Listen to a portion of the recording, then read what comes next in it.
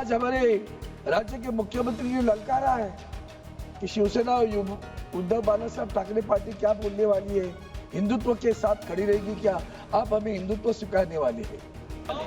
अरे बैठिए बैठिए, अरे हो गया। अरविंद सावंत जी बैठिए। आप please address to this chair please. आज सबसे बड़ा महत्वपूर्ण दिन है, उस पर भी आऊंगा। महत्वपूर्ण दिन है। आप अरविंद सावंत जी बैठते बैठते समर्थन किया कि नहीं किया वो बोला नहीं है, इसलिए मैं आप बिल को समर्थन करते कि नहीं करते आपने क्लियर नहीं किया। लेकिन मैं इसे इतना कहना चाहता हूँ, पहले मुझे भी अरविंद सावंत जी का शिव सैनिक होने का, शिवसेना का एमपी होने का जैसे बोलचाल था वो क्यों बदल गए हैं। आप इंसान बदल गए या कांग्रेस के साथ हाथ मिले इसलिए आपको बदल गए। पहले तो बड़ा शिवसेना का एजेंडा लेके अच्छा बोलता था, हमको तो अच्छा लगता था। Honourable member Shri Nilesh Lankesh ji, Nilesh Lankesh ji please start. आप शुरू करो। ऑनरेबल मेंबर आप प्लीज बैठिए, प्लीज बैठिए आप बैठिए। नीलेश लंकेश जी, हम उस देश के वासी हैं जिस देश पे गंगा बहती है। आप लोगों के होठों पे सच्चाई नहीं है, दिल में भी सफाई नहीं है। इसलिए तो बाद में राज कपूर को कहना पड़ा, राम तेरी गंगा मैली हुई, पापियों के पाप धोते धोते 1000 लोग मर गए उसमें। और इसी को आगे बढ़ा के मैं कहता हूं कि आपने नारा दिया बटेंगे तो कटेंगे, और आपने कल सौगते मोदी भेजा तो बांटोगे तो बचेंगे वाली बात आ गई है। आप बांट रहे हो, बचने के लिए बांट रहे हो। हरी जैकेट जो है बुधवार के लिए पहनी है या आज वक्त के लिए खास करके अरविंद सावंत जी ड्रेसअप करके आए थे। यहाँ पर मुझे उनका भाषण सुनते वक्त बहुत वेदना हुई, बहुत ही शॉकिंग था कि अरे वक्त पे ही बोल रहा हूँ बाबा। इधर देखिए, इधर इधर सामने। मुझे इनसे आपसे बात कर रहा हूँ सर, सामने देखिए। इनसे मुझे यूबीटी वालों से प्रश्न पूछना है। अपनी अंतरात्मा से इनको प्रश्न पूछना चाहिए कि बाला साहब आज होते तो ये क्या आज ये भाषण कर पाते यहाँ पर। आप अगर हिंदुत्व की आज हमारे राज्य के मुख्यमंत्री ने ललकारा है कि शिवसेना और उद्धव बालासाहेब ठाकरे पार्टी क्या बोलने वाली है, हिंदुत्व के साथ खड़ी रहेगी क्या, आप हमें हिंदुत्व सिखाने वाले हैं। अगर हिंदुत्व की बात करते हैं तो मैं आपको याद दिलाता हूं कि हाल ही में हमने जो पद्मनाभ मंदिर था उसका खजाना निकाला था। क्या हुआ, उस खजाने को क्यों निकाला, किस लिए निकाला। उसके बाद में केदारनाथ मंदिर, हमारे शंकराचार्य जी ने कहा 300 किलो सोना गायब हुआ। क्या हुआ, किस लिए गायब हुआ, कैसे गायब हुआ। तिरुपति पे भी आपका ध्यान है। अयोध्या में तो आपने देखा कि जिस ढंग से आपने जो कुछ प्रयोग किए तो लोगों ने तो आपको जगह दिखा दी अयोध्या में। वहां के मंदिर तोड़े गए, वहां की मूर्तियां तोड़ी गई, वहां की मूर्तियां वाराणसी भी हुआ, दोनों जगह गट गए आपके वोट, तो दोनों जगह मूर्तियां भी गायब हुई। ये जो कुछ आप कर रहे हो ना, तो ये मत समझना कि आप जो कुछ कर रहे हो वो सही कर रहे हो। हमें तो डर लगता है क्योंकि आपने इस हाल ही में हमारा चैत्र शुरू हुआ तो महाराष्ट्र में नया साल शुरू हो जाता है, उस वक्त रमजान ईद भी हुई। हमने देखा सौगते मोदी चल रहा है। आज सौगते बिल आ गया, वक्त बिल आ गया, ये सौगते मोदी चल रहा है। तब मुझे याद आई, कैसे भूल जाते हो आप कि हमारे इसी सरकार के आदरणीय प्रधानमंत्री जी हमारे, उन्होंने कहा था मंगलसूत्र छीना जाएगा। हमारे यूपी के मुख्यमंत्री जी ने कहा था बटेंगे तो कटेंगे। कौन बांटने वाला था, कौन काटने वाला था।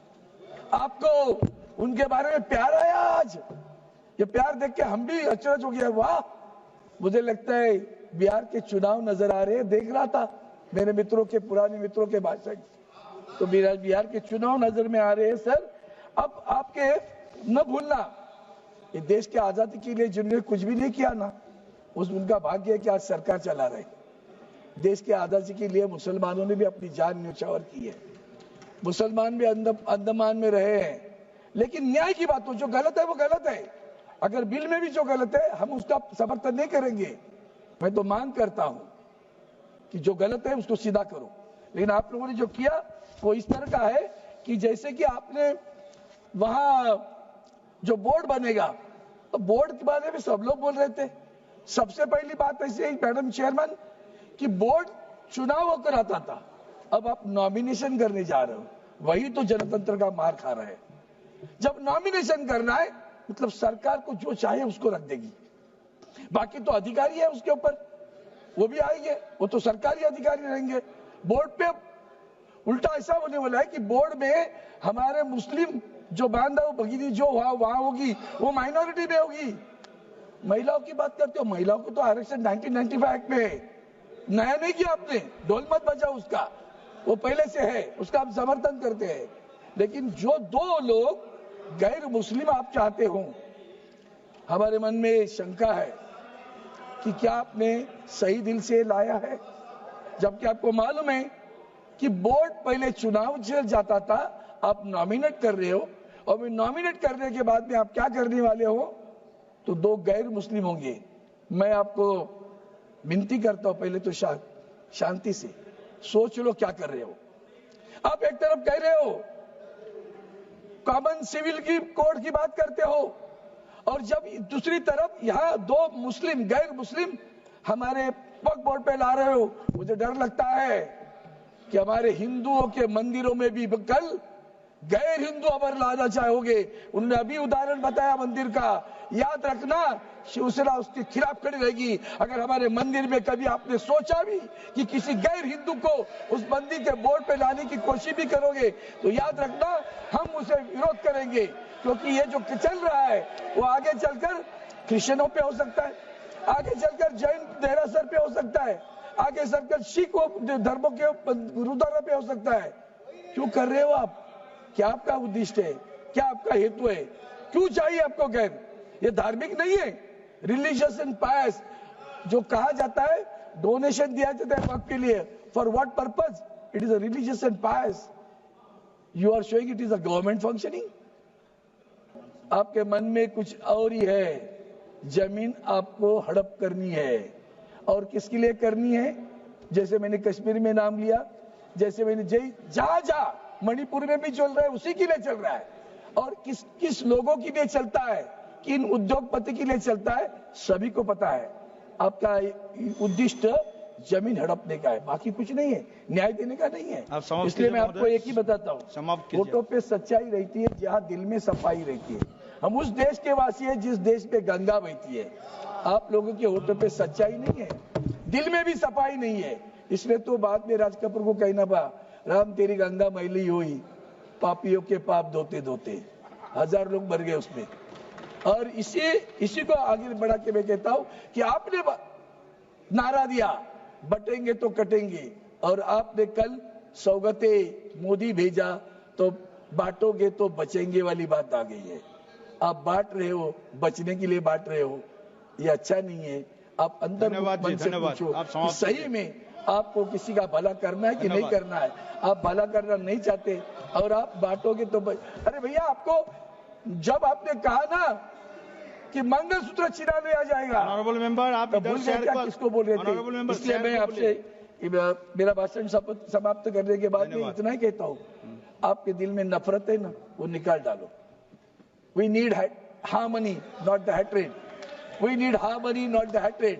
अगर हार्मनी चाहते हो तो बिल फिर अंतर्मुख कर माननीय सदस्य श्री नीलेश लंके जी, सही में मुस्लिम समाज को न्याय देने के लिए। धन्यवाद सभापति। एक minute, honourable member please wait.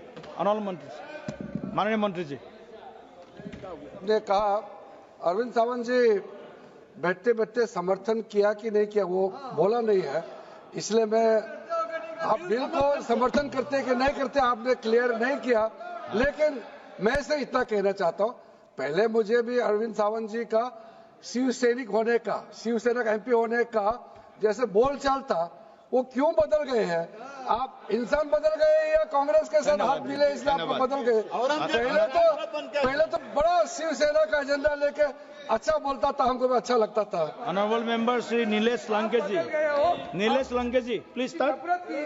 आप शुरू करो। ऑनरेबल मेंबर, आप प्लीज बैठिए, प्लीज बैठिए, आप बैठिए। नीलेश लंके जी। अरे बैठिए बैठिए, अरे हो गया। अरविंद सावंत जी बैठिए।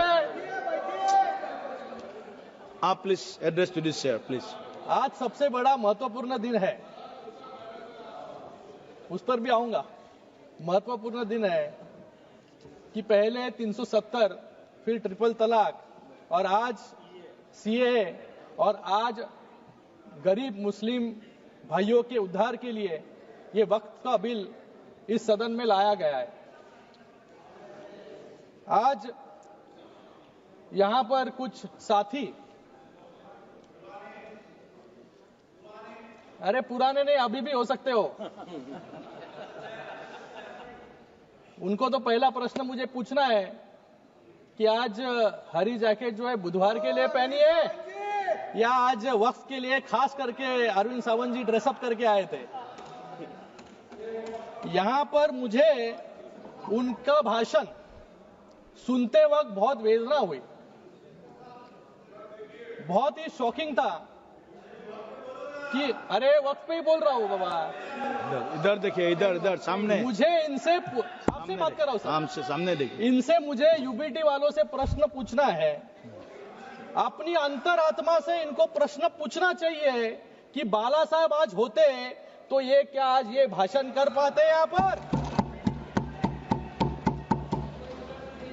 आज इस सदन में एक बात साफ हो गई, ये यूबीटी वाले किसकी विचारधारा को मान रहे हैं और ये बिल का विरोध कर रहे हैं।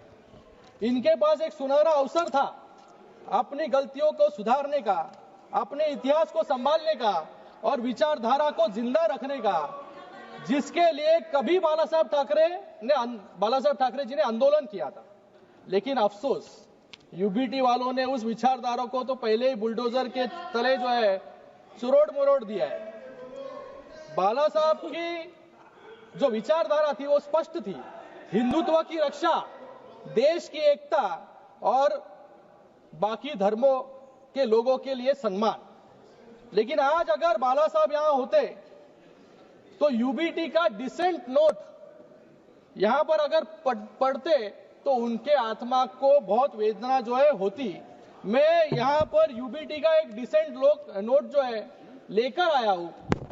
इन्होंने यहां पर कहा है कि नॉन मुस्लिम मेंबर वक्फ बोर्ड में नहीं होने चाहिए और उसके ऊपर वो वकालत वहां पर कर रहे थे कि जो बाला साहब हमेशा हिंदुत्व के लिए लड़ रहे थे। मुझे लगा इनको सिर्फ हिंदुत्व से एलर्जी थी, लेकिन आज हिंदुओं से भी एलर्जी जो है यूबीटी को होने लग गई है आज।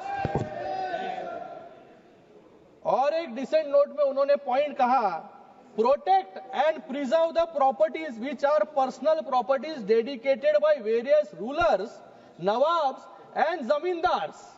हम ऐसे ही नहीं कहते कि औरंगजेब के विचारधारा पे इन लोग चल रहे हैं, अफजल खान के विचारधारा पे चल रहे हैं, लेकिन अभी उनके प्रॉपर्टी को प्रोटेक्ट करने के लिए खुलेआम जो है पत्र लिखने का काम भी यूबीटी वालों ने किया है। और इन्होंने यहाँ पे अभी कहा वैंडलाइजेशन ऑफ द औरंगजेब टूम, मतलब कौन से विचारधारा पे जो है यहाँ पर चल रहे हैं। जो औरंगजेब आज महाराष्ट्र में आया छत्रपति शिवाजी महाराज जी को पकड़ने के लिए, छत्रपति संभाजी महाराज जी को हालाल करके जिन्होंने मारा, आज उनकी वकालत करने की नौबत जो है कांग्रेस के साथ खड़े होने के बाद इस यूबीटी वालों पे आया। इन्होंने कभी पत्र लिखा नहीं, जब पालघर में साधु हत्याकांड हुआ तभी इनके मुंह से कुछ भी निकला नहीं, तभी चुप बैठे थे। लेकिन आज औरंगजेब के बारे में बात निकली तो यहाँ पे इनको जो है तिलमिलाट जो है यहाँ पर हो रही है। सुनने की आदत डालो।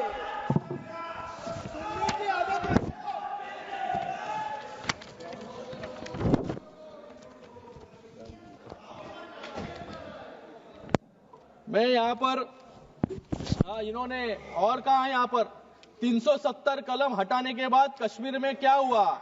बाला साहब ठाकरे जी जब भी थे तभी उन्होंने कहा कि मुझे एक दिन अगर प्रधानमंत्री बनाएंगे तो सबसे पहले मैं 370 कलम को हटाऊंगा।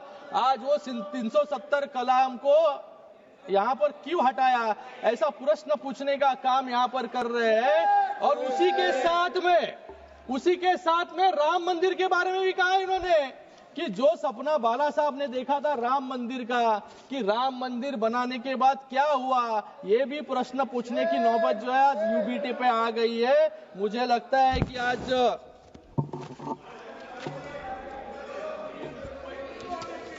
और धन्यवाद। सबसे बढ़कर एक लाइन में खत्म सबसे बढ़कर ये उन मुसलमानों को सशक्त बनाने का रास्ता खोलता है जिन्हें सालों तक कमजोर रखा गया। वक्फ की संपत्तियों जो मुस्लिम समुदाय के कल्याण के लिए थी, लंबे समय से भ्रष्टाचार, कुप्रबंध और अतिक्रमण की भेंट चढ़ती रही। इस बिल के जरिए सरकार ये सुनिश्चित करना चाहती है कि इन संपत्तियों का सही इस्तेमाल हो, शिक्षा के लिए, रोजगार के लिए, गरीबी से जूझ रहे मुस्लिम भाई बहनों के उत्थान के लिए। ये बिल मुसलमानों को मजबूत करने का औजार है, न कि उनका हक छीनने का कोई यहाँ पर धन्यवाद हमारा विचार है। मैं एक शेर समाप्त करूंगा। देश की उन्नति के लिए नए वक्त के साथ चलना होगा। देश के उन्नति के लिए नए वक्त के साथ चलना होगा और मुसलमान भाइयों और बहनों की तरक्की के लिए नए वक्फ के साथ आगे बढ़ना होगा। धन्यवाद। धन्यवाद। श्री इमरान मसूद जी, इमरान मसूद जी, इमरान मसूद जी।